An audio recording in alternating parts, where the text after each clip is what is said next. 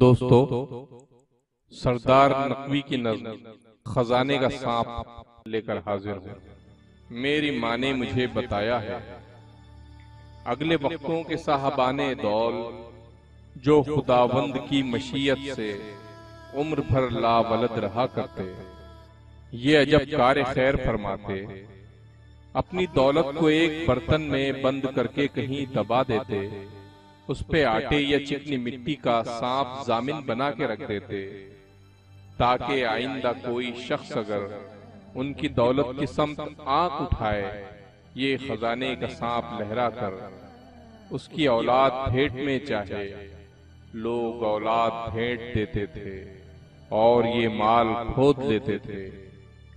मेरी माँ ने मुझे बताया है, मेरे नापुख्ता घर के आंगन में ऐसा ही माल दफन था शायद, और ये माल यूं ही दफन रहा या किसी और घर में जा पहुंचा। मेरी माँ ने मुझे न भेंट दिया और वो माल हाथ से खोया। मेरी माँ भी अजीब औरत है। अपनी माँ से ये वाकया सुनकर पहले मुझको यकीन न आता था।